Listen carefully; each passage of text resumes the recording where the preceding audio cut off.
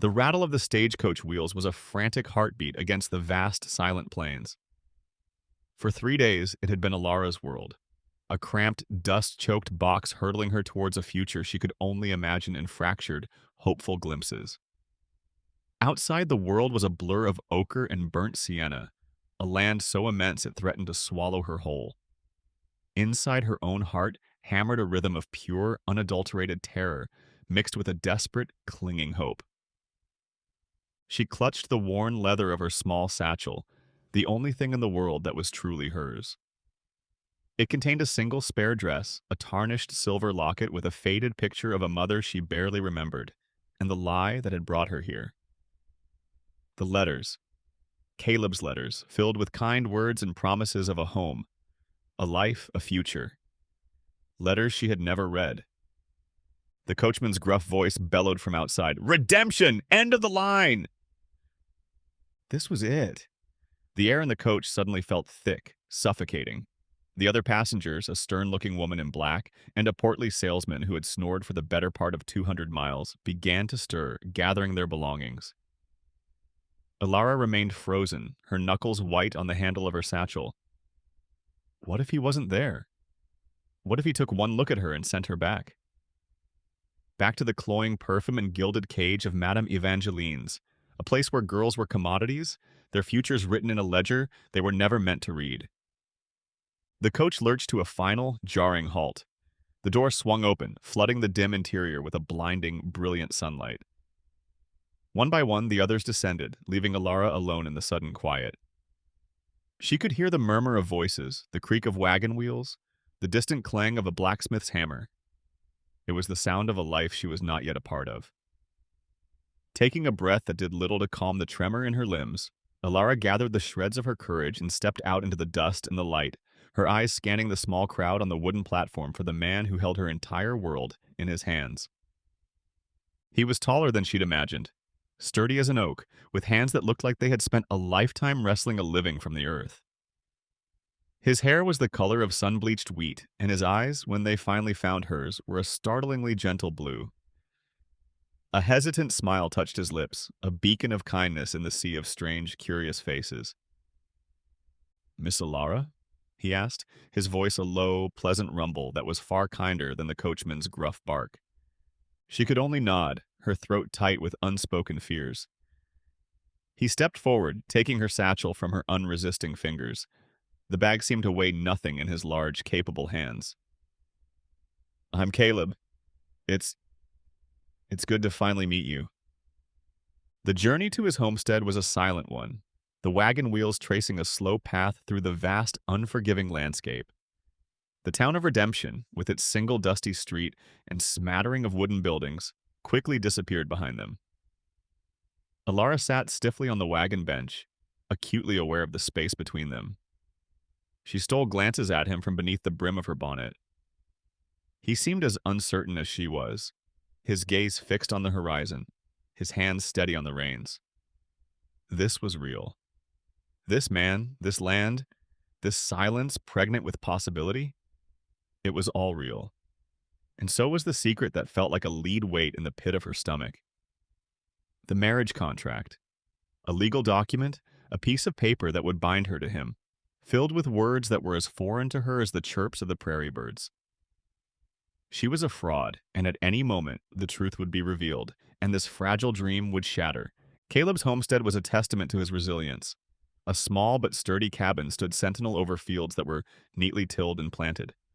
A well-built barn stood nearby, its wood weathered to a soft silver. It was a place of order and care, a stark contrast to the chaotic, transient world she had always known.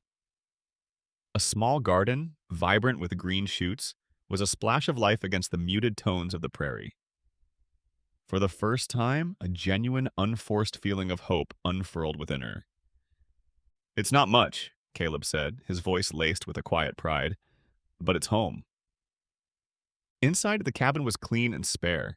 A simple wooden table with 2 chairs stood in the center of the main room. A stone fireplace promised warmth against the cold prairie nights. He showed her to a small room at the back, which contained a narrow bed with a handmade quilt. Her room. A space that was hers. It was more than she had ever had. Later, as the sun began to dip below the horizon, casting long shadows across the land, Caleb placed a piece of paper on the table. The marriage contract. We should we should probably make this official, he said, his gaze not quite meeting hers. Panic, cold and sharp, seized her. I I have a terrible headache, she stammered, the lie tasting like ash in her mouth. From the journey, could we possibly wait until morning? Caleb's expression softened immediately with concern. Of course, I'm sorry. I should have thought. He moved the paper aside, his easy acceptance both a relief and a fresh torment. That night, as she lay in her new bed, the unsigned contract on the table outside was a looming specter, a symbol of the fragile hope and the terrifying secret that defined her new existence. The morning sun brought no relief, only a renewed sense of dread. Elara knew she couldn't postpone the inevitable. The lie was a chasm between them, and she couldn't bear it for another moment. She found Caleb by the barn, mending a piece of tack. He looked up and smiled, a simple, open expression that made what she was about to do feel like a betrayal. Caleb, she began, her voice a fragile whisper. He stopped his work, his full attention on her. She took a ragged breath. I have to tell you something. I have been deceiving you. She saw the flicker of confusion in his eyes. The letters you sent, I couldn't read them. A friend read them to me and wrote my replies. Her voice broke and the words came out in a rush of shame. I can't read, Caleb. I can't write my own name. I am so sorry. She squeezed her eyes shut, bracing for the anger, the disgust, the cold finality of rejection. She waited for him to tell her to pack her bag, that he would take her back to town and put her on the next stagecoach east. Instead, she felt a gentle touch on her arm. She opened her eyes. Caleb was looking at her not with anger, but with a profound, heart-stopping compassion. Elara, he said, his voice soft, thank you for telling me. He paused, his thumb gently stroking her arm. That doesn't change anything. It doesn't change who you are. We'll teach you. Tears she hadn't realized she was holding back began to stream down her face. Tears of relief, of a gratitude so immense it was painful. No one had ever looked at her with such kindness, such unwavering acceptance. He didn't see a fraud. He saw a woman who had survived fight. In that moment, their bond was forged, stronger than any ink on a contract. That afternoon, he took out an old, well-loved primer, its pages softened by time. He opened it to the first page, and for the first time, Elara looked at the strange, swirling symbols not with fear, but with a glimmer of hope. The first lesson was about to begin. The kitchen table became their schoolroom. The lessons were a delicate dance of patience and frustration. Caleb was a natural teacher, his voice calm and steady as he guided her through the foreign landscape of the alphabet. A, he would say, pointing to the letter, like the A in apple. He'd sketch the fruit on a small slate, his large, work-roughened hands surprisingly deft. For Elara, the process was both maddening and exhilarating. Her hand, unaccustomed to holding a pencil, cramped and trembled.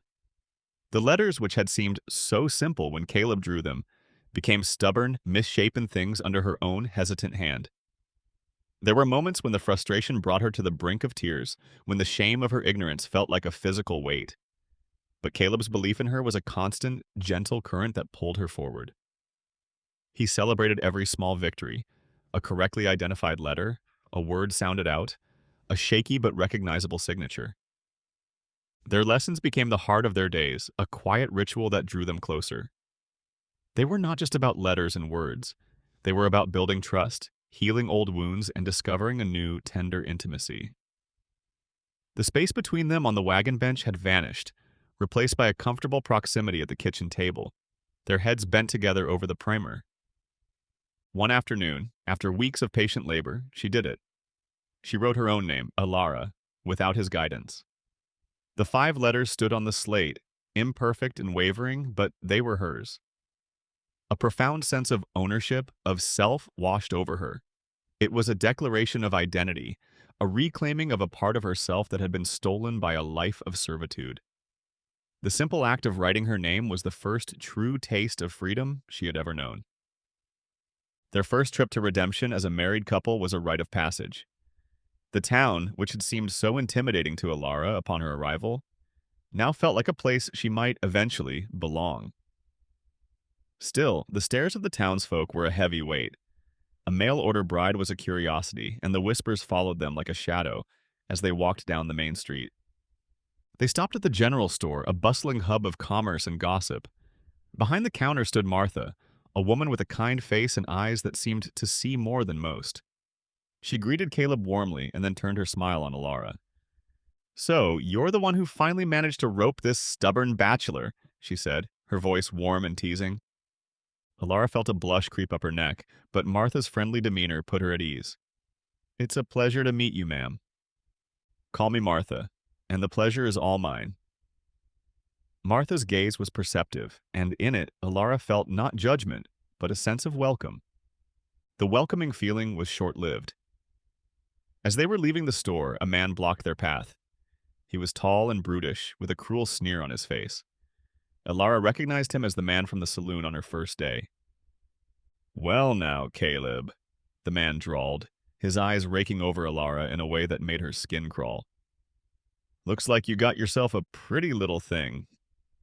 He took a step closer to Alara. "What's your name, sweetheart?" Before Alara could react, Caleb stepped between them, his body a solid shield. His voice was low and cold.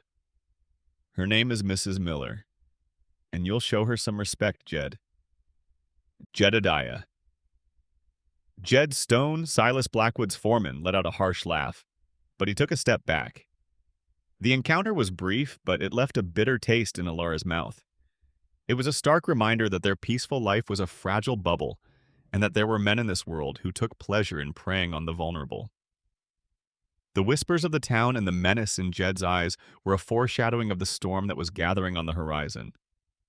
Just as a fragile sense of security had begun to take root in Alara's heart, a letter arrived in redemption, a serpent sent to poison her new Eden. It was addressed to Sheriff Brody, a man whose weary face spoke of a long career spent trying to impose order on a lawless land. The letter was from Madame Evangeline. Sheriff Brody rode out to the homestead that afternoon, his horse kicking up a cloud of dust that seemed to carry with it a premonition of doom. He dismounted slowly, the letter held in his hand like a warrant. "Caleb, ma'am," he said, his voice grave. "I'm afraid I have some unpleasant business." He explained the contents of the letter. Madame Evangeline, with venomous prose, accused Alara of stealing a valuable diamond necklace. She claimed Alara was an indentured servant who had fled her obligations, and she demanded her immediate return to face justice. The color drained from Alara's face. The old fears, the ones she had so carefully buried, rose up with suffocating force. She could almost smell the cloying perfume of the brothel, feel the weight of Evangeline's cruel gaze. Caleb, seeing the terror in his wife's eyes, stepped forward. "Sheriff," he said, his voice calm but firm, "this woman is a liar. Alara is my wife. She is a good and honest woman. There is no necklace." "I'm sure you believe that, Caleb," the sheriff said, his expression one of weary duty. "But this is a formal accusation. I have to investigate. She's claiming you're harboring a fugitive." The standoff was a tense one. The law, which should have been a shield, had become a weapon turned against them. Alara's future, which had seemed so bright just that morning, now hung by the thinnest of threads. The past had reached out its long, cruel fingers, and it was threatening to drag her back into the darkness. Before the dust from the sheriff's visit had even settled, a new threat appeared on the horizon. Two riders approached the homestead, their figures sharp against the setting sun. Alara recognized Jed Stone immediately. The man beside him was older, dressed in fine but practical clothes, and he sat his horse with an air of arrogant ownership. This, she knew, must be Silas Blackwood. Blackwood was the most powerful man in the valley, a land baron whose cattle empire was constantly expanding, swallowing up the smaller homesteads in its path. He had long coveted Caleb's land with its reliable creek and rich soil. "Miller," Blackwood said, his voice smooth as oiled leather, but with an undercurrent of steel. He dismounted, his eyes sweeping over the homestead with a dismissive air. I was in the neighborhood. Thought I'd stop by and make you an offer. He named a price for the farm, a sum that was so insultingly low it was more of a threat than an offer. Caleb's jaw tightened, but his voice was steady. The farm's not for sale, Blackwood. Blackwood's friendly facade vanished. A cold, reptilian smile touched his lips. Everything's for sale, Miller. It's just a matter of finding the right price, or the right motivation. He glanced at Alara, who was watching from the doorway of the cabin, and then back at Caleb. You're a smart man. I'm sure you'll come to see things my way. It would be a shame if something were to happen to this nice little setup you've got here. The threat hung in the air, as sharp and as real as a knife's edge. Caleb stood his ground, his quiet dignity a stark contrast to Blackwood's bullying arrogance. Alara, watching from the cabin, felt a surge of fear, but also a fierce pride. Her husband would not be broken. Blackwood and Jed mounted their horses and rode away, their departure leaving a palpable sense of menace behind them. The first shot in the war for their land had been fired. The twin threats of Madame Evangeline and Silas Blackwood were a harsh awakening for Alara. She realized with a chilling clarity that her illiteracy was more than just a source of personal shame. It was a dangerous vulnerability. She could be lied to, cheated, and manipulated, and she would have no way to defend herself. A new fire was lit within her. Her lessons with Caleb took on a new urgency, a new intensity. She attacked the primer with a fierce determination, her frustration and her fear fueling her progress. The letters and words were no longer just symbols on a page. They were weapons, tools, a shield against the darkness that was gathering around them. Caleb, seeing the change in her, was filled with a quiet pride. He brought her more books from town, not just primers, but collections of stories, poems, and even a newspaper from back east. For the first time, Alara was able to read about the world beyond the narrow confines of the valley. She read about politics, about new inventions, about the lives of people in faraway cities. The world of words opened up to her, a universe of knowledge and possibility. One evening, as Caleb sat wearily by the fire after a long day of work, Alara picked up the newspaper. Her voice was hesitant at first, but it grew stronger, more confident, as she read an article aloud to him about a new railroad being built in the West.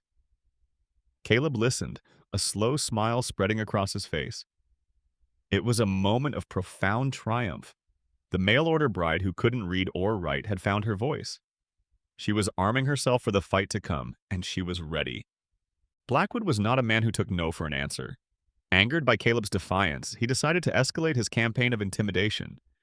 A direct attack was too risky. It would draw unwanted attention from the law, however reluctant the sheriff might be to intervene.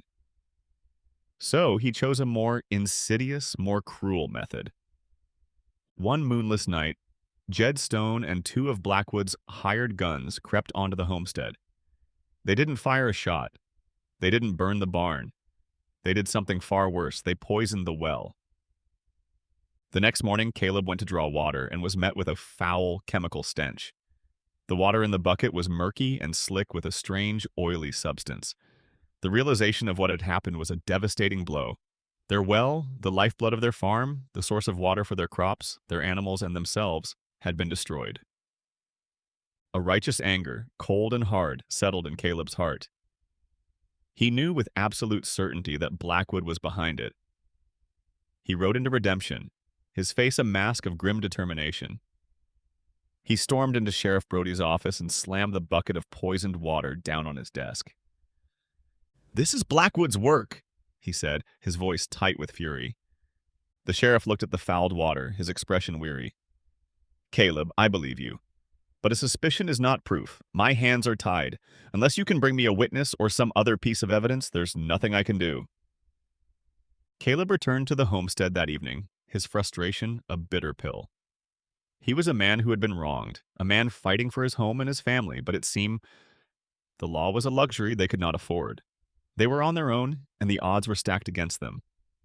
The silence of the prairie that night was not peaceful. It was menacing. In the dark days that followed, when hope was as scarce as clean water, a friend appeared.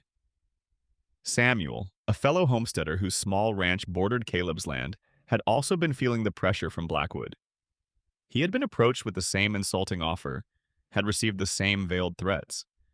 He knew that if they didn't stand together, Blackwood would pick them off, one by one. He arrived at Caleb's homestead not with words of sympathy, but with a wagon loaded with barrels of fresh water from his own well. It was a lifeline, an act of quiet, profound generosity that brought tears to Alara's eyes. "We're in this together, Caleb," Samuel said, his handshake firm. His arrival was a turning point. It was a sign that they were not entirely alone, that the spirit of community, though fragile, still existed in this harsh land. Together, Caleb and Samuel began the back-breaking work of digging a new well, far from the road and prying eyes. It was a labor of defiance, a symbol of their refusal to be driven from their homes. As they worked, their shovels biting into the dry earth, they talked. They shared their fears, their frustrations, their dwindling hopes. They knew the fight against Blackwood would be long and dangerous, but in their shared struggle, they found a renewed strength. After days of grueling labor, their shovels struck wet earth. A short time later, clean, cool water began to seep into the bottom of the hole. It was a small victory, but it was a victory nonetheless. It was a sign that they would not be broken. They would fight for their land, for their way of life, for their future. Alara, no longer a passive observer in her own life, refused to stand by while the men did all the work. Her newfound literacy, which had once been a source of personal pride, now became a powerful weapon. While Caleb and Samuel dug the new well, she spent her evenings poring over the back issues of the newspapers Caleb had brought her from town. She was not just reading for pleasure anymore, she was hunting. She was searching for a weakness, a chink in Blackwood's armor. And she found it. Hidden in the dense columns of print were articles about Blackwood's past. She read about a contentious land dispute in a neighboring county, a dispute that had ended in a suspicious fire and the ruin of a small rancher. She found another article that mentioned Blackwood's name in connection with a cattle-rustling investigation that had been quietly dropped. A picture began to form, a picture of a man who was not just a ruthless businessman, but a criminal who had hidden his tracks well. She began to piece together a history of greed, intimidation, and violence. That evening, she laid the newspapers out on the kitchen table, her finger tracing the damning words. "He's not as smart as he thinks he is," she said, her voice filled with a new, hard-edged confidence. "He's left a trail." Caleb and Samuel listened, their eyes wide with a mixture of shock and dawning hope. The information Alara had uncovered changed everything. They were no longer just defending themselves, they were on the attack.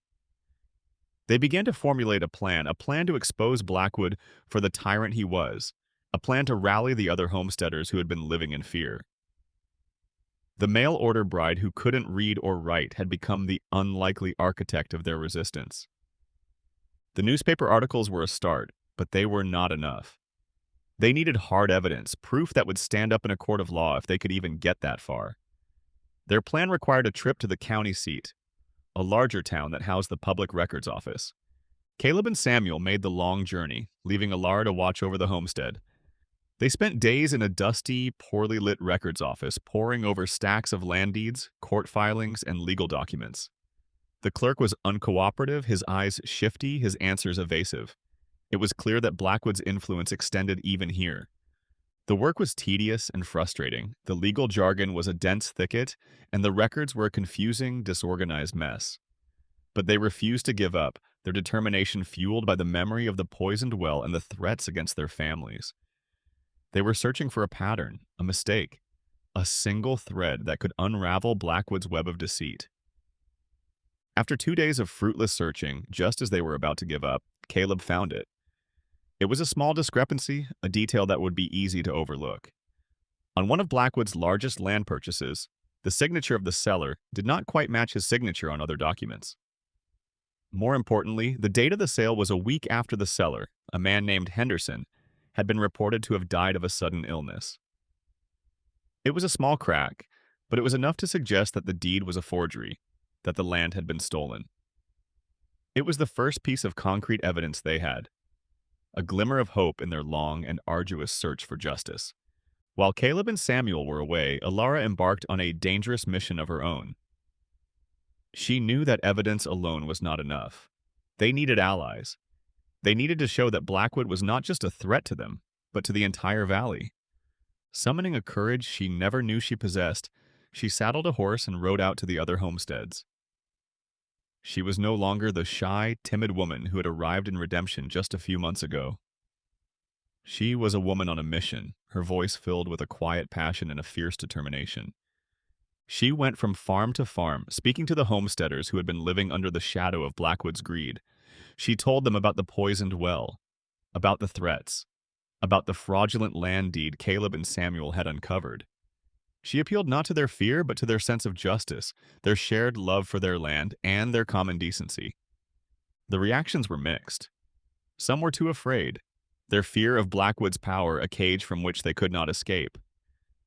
But others listened, their own anger and frustration finally finding a voice. They had all been visited by Blackwood.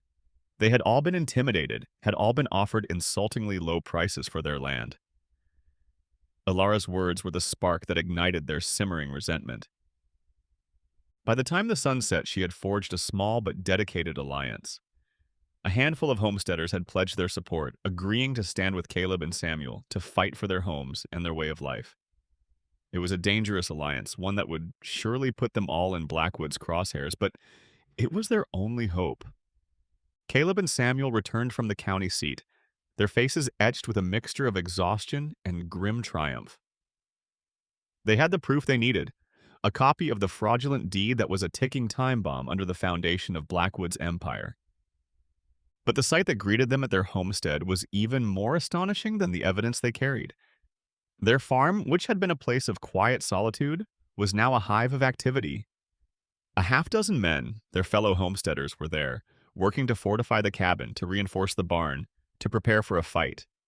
And at the center of it all was Alara. She was no longer standing in the shadows. She was moving among the men, her voice calm and clear, giving directions, offering encouragement. She was a natural leader, a woman who had rallied a community to her side. Caleb watched her, his heart swelling with a love and a pride so immense it almost overwhelmed him. He saw not just the woman he loved, but a woman of incredible strength and courage, a woman who had been transformed by adversity. The shy, fearful mail-order bride was gone. In her place stood a formidable opponent, a woman who was ready to take on a man like Silas Blackwood.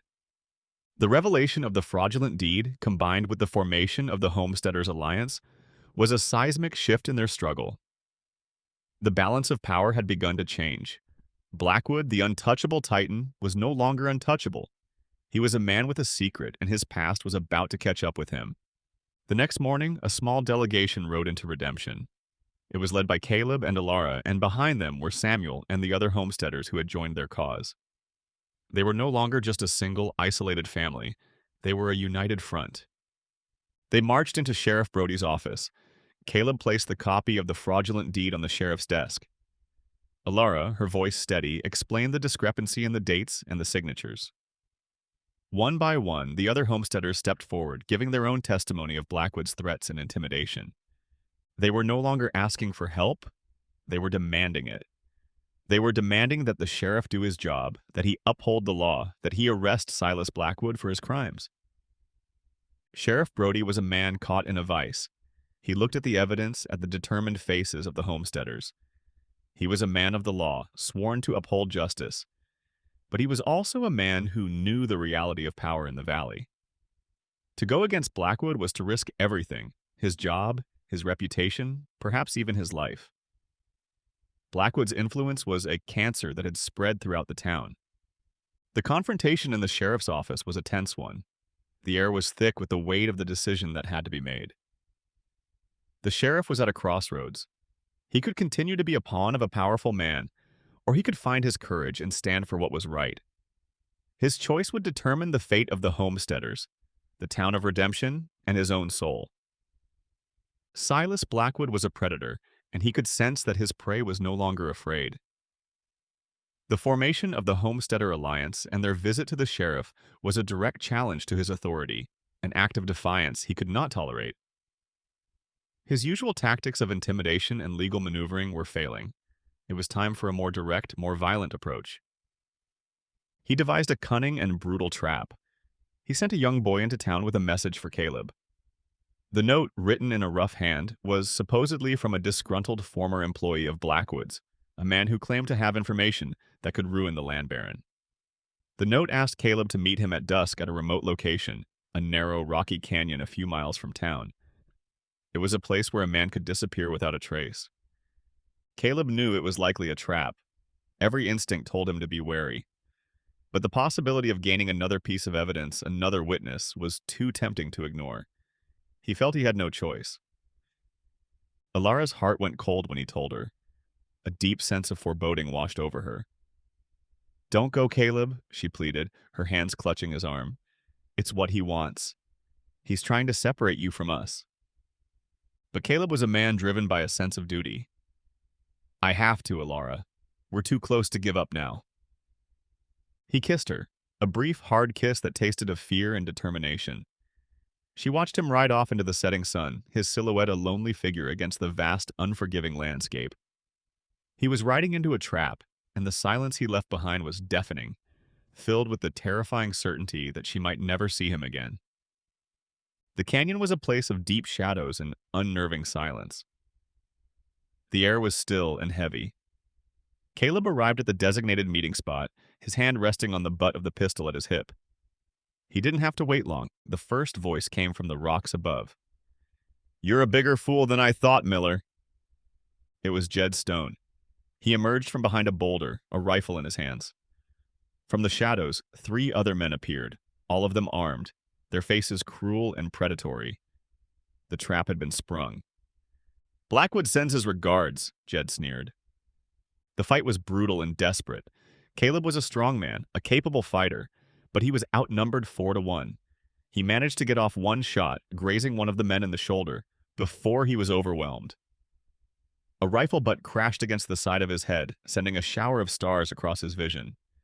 He fell to his knees, the world spinning. Jed stood over him, raising his rifle to deliver the final, fatal blow. Suddenly, a shot rang out from the rim of the canyon. It was not a rifle shot, but the sharper crack of a pistol. Jed cried out and staggered back, clutching his arm, a dark stain spreading across his sleeve. On the ridge above, outlined against the last of the dying light, stood Alara. She held Caleb's other pistol in both hands, her arms trembling, but her aim true. She had refused to be a helpless victim, waiting by the fire. She had followed him. Her shot, while not fatal, created the chaos Caleb needed. He surged to his feet, tackling the nearest man and wrestling his rifle away from him. The ambush, which had been seconds from a cold-blooded execution, had become a desperate, chaotic brawl. Alara's intervention had shattered the ambushers' confidence. The element of surprise was gone, and their leader was wounded. Caleb, fighting with the ferocity of a cornered animal, was a force they had not anticipated. He was no longer just a farmer. He was a man fighting for his life, and for the woman who had just saved it. He broke through their line, grabbing Alara's hand. "Run!" he yelled. They scrambled down the far side of the canyon, bullets kicking up dust around their feet. They were both wounded, bruised, and bleeding, but their spirits were unbroken. They were a team, a partnership forged in the crucible of violence. They fled into the wilderness, the sounds of their pursuers growing fainter behind them. They were fugitives, hunted by a powerful and ruthless enemy. But they were also survivors. The shared danger had burned away the last of their uncertainties, leaving only a pure, unshakable bond.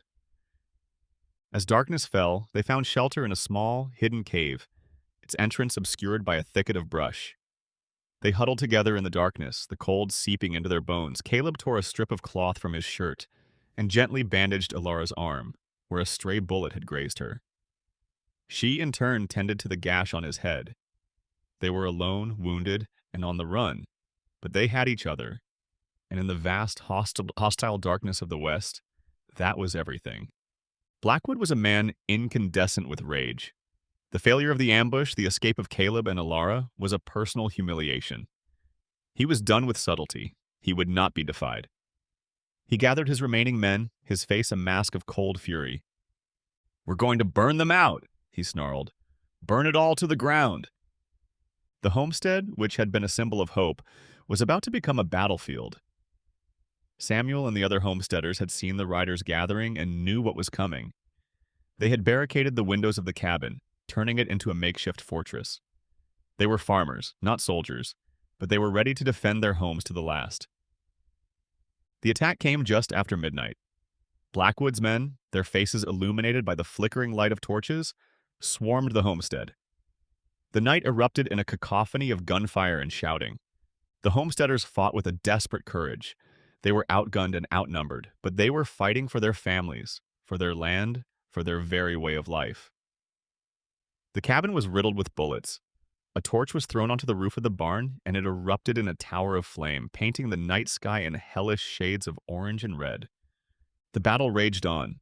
The homesteaders suffered casualties. Their ammunition began to run low. Their hope began to fade. It was a desperate, bloody struggle, a last stand against the forces of greed and tyranny. Inside the besieged cabin, it seemed that the night would end in nothing but ash and death. Just as it seemed that all was lost, a new sound cut through the din of the battle, the thunder of a dozen horses riding hard. Over the rise, a posse of riders appeared, led by a man with a silver star glinting on his chest. Sheriff Brody had made his choice. The news of the ambush, the sight of the burning barn visible for miles around, had finally broken through his fear and his inertia. He had spent the last few hours deputizing every able-bodied man in town who wasn't on Blackwood's payroll. He had chosen to stand with the law. The arrival of the sheriff and his posse turned the tide of the battle in an instant. Blackwood's men, caught between the defiant homesteaders in the cabin and the armed posse at their backs, were thrown into confusion. Their attack faltered. Some tried to flee, but they were quickly rounded up. The siege was broken. The forces of law and order, however late, had finally come to the aid of the oppressed. Sheriff Brody rode through the smoldering remains of the homestead, his face grim. He saw the wounded homesteaders, the charred ruins of the barn, the bullet-pocked walls of the cabin. The evidence of Blackwood's crimes was undeniable, written in blood and fire. The battle for the homestead was over. The war for justice was about to enter its final chapter. In the cold light of dawn, the reality of his situation settled on Jed Stone. He was a prisoner, his arm in a makeshift sling, his future a grim panorama of a prison cell and a hangman's noose. He was a loyal dog, but his loyalty only extended as far as his own self-preservation. He made a deal. In exchange for a lighter sentence, he would tell Sheriff Brody everything. In the sheriff's office in Redemption, Jed confessed. He spoke of the poisoned well, of the ambush in the canyon, of the attack on the homestead. He laid bare the entire sordid history of Blackwood's campaign of terror, his words a damning indictment of the man he had served. He signed a detailed confession, his hand shaking, not with remorse but with fear. His confession was the final piece of the puzzle. It was the irrefutable evidence, the testimony of an insider, that Sheriff Brody needed to bring down a man who had thought himself above the law. It was an act of cowardice, a final betrayal from a man who had lived his life by a code of brutal loyalty. But it was also the key that would unlock the doors of justice for the people of the valley. The noose was tightening around Silas Blackwood's neck. The arrest of Silas Blackwood was a public spectacle, a piece of theater that the town of Redemption would talk about for generations. Sheriff Brody, his face set like granite, walked into the saloon, the heart of Blackwood's power. He was flanked by his new deputies and by Caleb, Samuel, and the other homesteaders, their faces bruised and grim, but their eyes shining with a hard-won victory. The saloon was filled with Blackwood's cronies, men who had profited from his greed. Blackwood himself was at the bar, a glass of whiskey in his hand, his demeanor arrogant and dismissive. "Brody," he said with a sneer, "to what do I owe the pleasure?" "Silas Blackwood!" the sheriff's voice boomed, silencing the saloon. "I have a warrant for your arrest. For conspiracy, for attempted murder, for arson." Blackwood laughed, a harsh, incredulous sound. He tried to rally his men, to use his power and influence to intimidate the sheriff. But his words were hollow. The tide had turned. Jed's confession had been made public. The townspeople, who had for so long lived in fear, now stood with the law. The confrontation was brief.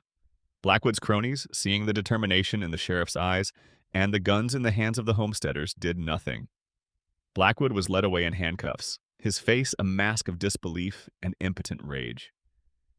As he was brought out onto the street, the town of Redemption, which had been held for so long in the grip of fear, erupted in a spontaneous celebration. The tyrant had fallen. The trial of Silas Blackwood was the biggest event the territory had ever seen. It was a landmark case, a symbol of the struggle between the rule of law and the law of the gun. The small courtroom was packed, the air thick with anticipation. Caleb and Alara were the star witnesses. Caleb, his voice quiet but unwavering, recounted the story of Blackwood's campaign of terror, from the first veiled threat to the fiery siege of his home. But it was Alara who held the courtroom spellbound. When the prosecuting attorney presented the fraudulent land deed as evidence, Alara was asked to read a passage from it.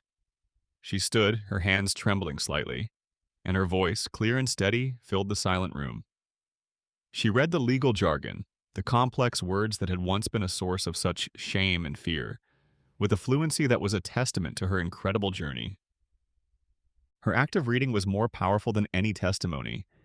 It was a symbol of her transformation, of the power of knowledge over ignorance, of courage over fear.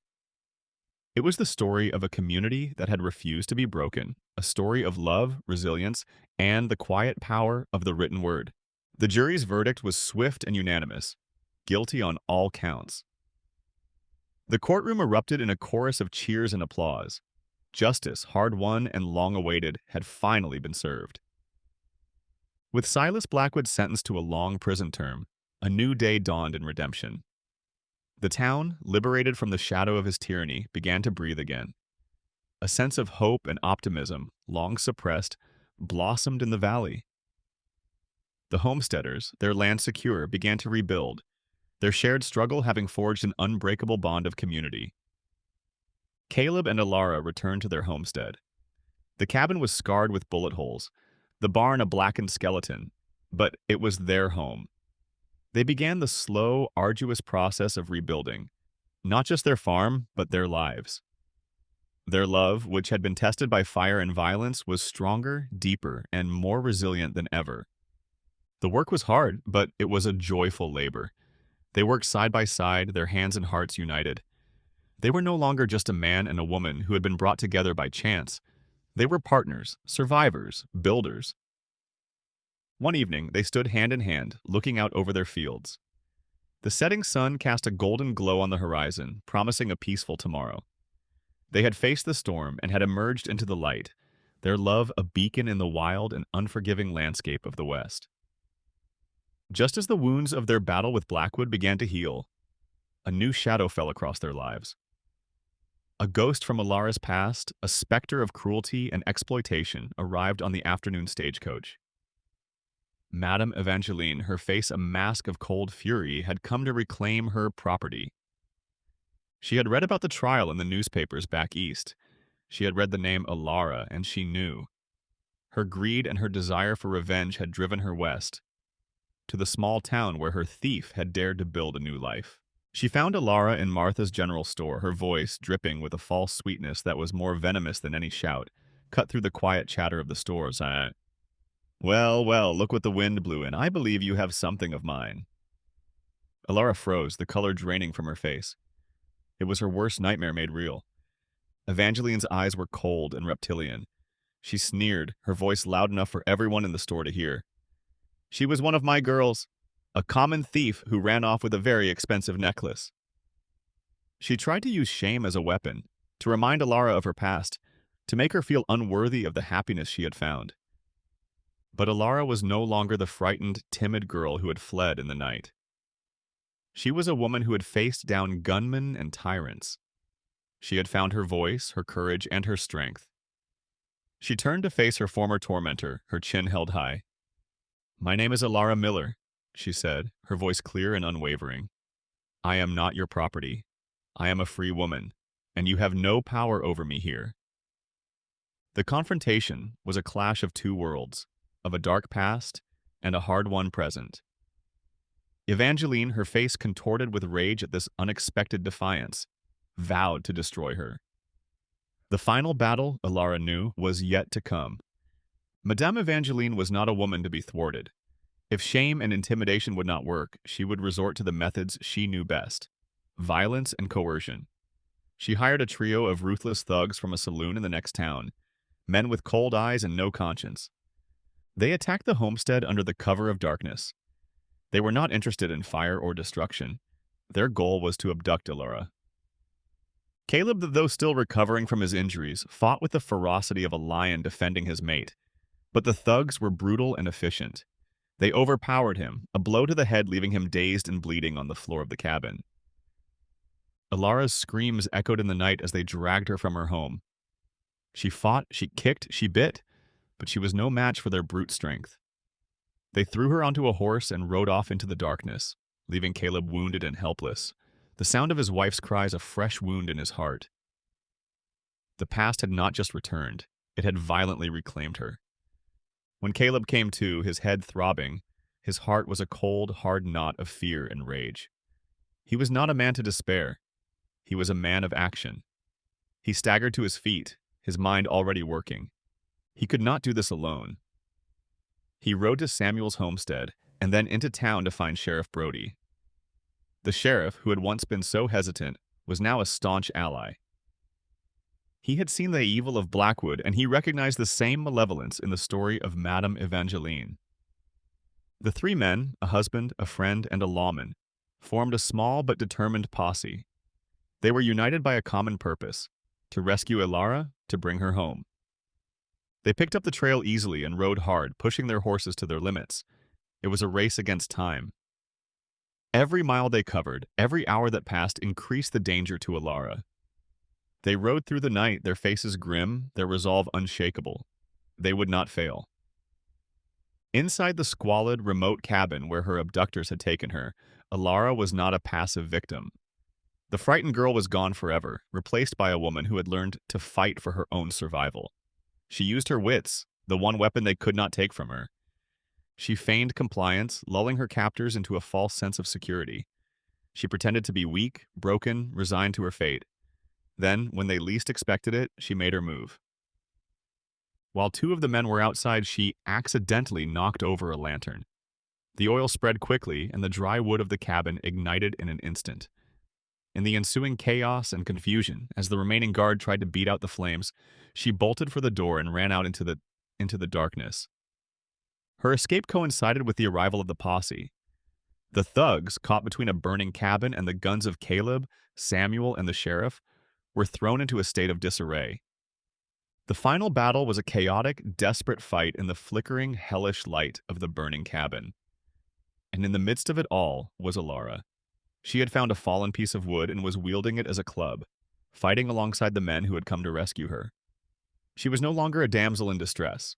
She was a warrior in her own right, her face streaked with soot, her eyes blazing with a fierce determination. In the midst of the chaos, Alara came face to face with Madame Evangeline, who had been waiting for her property to be delivered. The two women, the oppressor and the oppressed, confronted each other in a final, dramatic showdown.